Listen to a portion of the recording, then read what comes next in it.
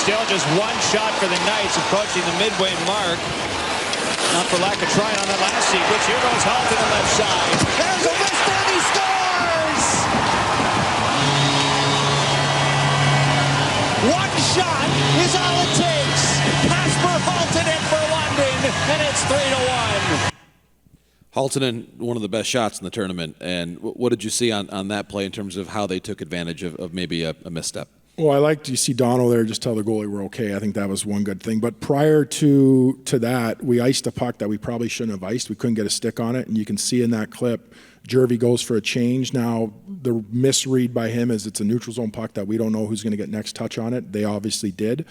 So everyone's kind of on Roddy. Well, why is Roddy outside the dots? Well, I don't think he recognized we were changing because Jervy, his job in our track is we squeeze, D2 takes driver, third guy always has wide speed. So I think he thought our winger not changing was going to be there to pick up that interior 2-on-1, and it should have been 3 1-on-1s. It wasn't because we made the bad change and we iced the puck before. So, yeah, I think they got, if we don't ice it, it's probably a completely different clip where we get out of there maybe 3-0, but the ice, and then, yeah, the misread there by Jervy. If he just hangs on, not knowing that if we're gonna get first touch, go. If not, just hang out and probably would have been okay. It's in the net, it's 3-1. You just got to keep going. So it's now 20-2 in shots, 3-1 on the scoreboard. Let's see how the tension continues to build there in the second period.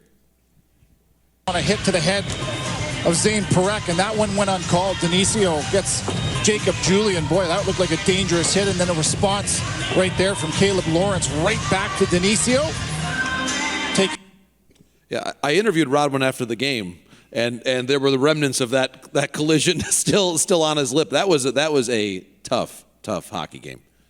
Yeah, there's a lot. Like, we blew up Callan a couple times too, and they had there's hatred there. Like, there was a lot of stuff going on and off the ice throughout the week, throughout the series when we played them in the conference final.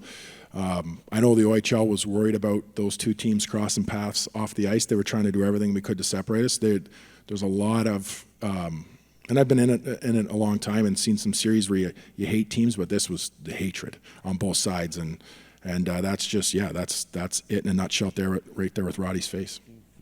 Now, talking about coaching moments, and there was the icing that you took that led to their first goal. I know late in the second period you were very concerned that history might repeat itself. Let's take a look at that clip as well.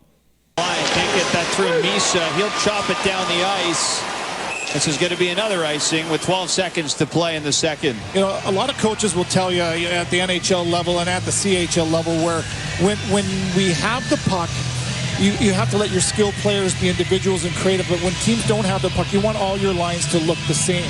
Well, I would go as far as to say generally with this lead, all three lines, four for Saginaw, have looked relatively the same as well. Off the draw, here's Haltonen, and on the shot. In the near corner, there's a hard hit on Braden Hache. Caleb Lawrence threw all he had right into him.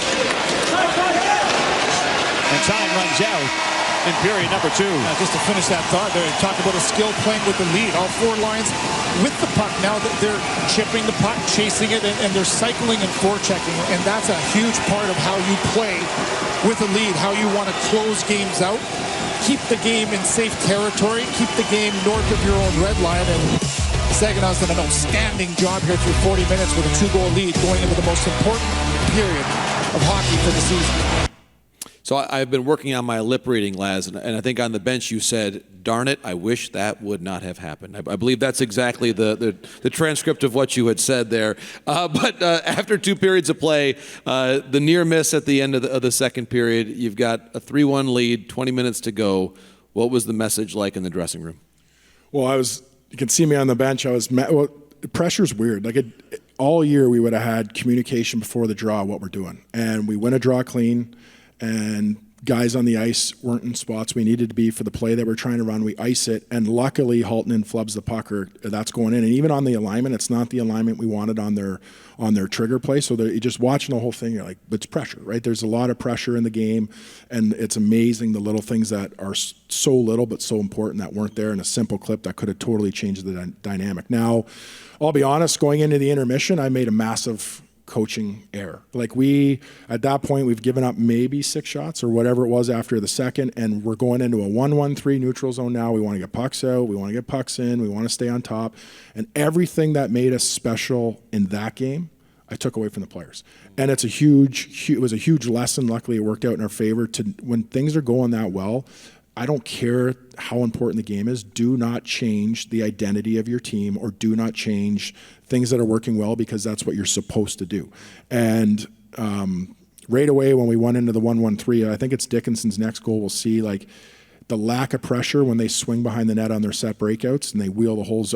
I knew right away I made a huge mistake, and now it's 3-2. We'll see it, but I think anyone out there, if in a game like that, it's a huge game. It's a dream game. Why change anything? I regret it. I'm glad it worked out, because it would have been a long find a way through it if it didn't. But it was a coaching error. It was all myself, not the players.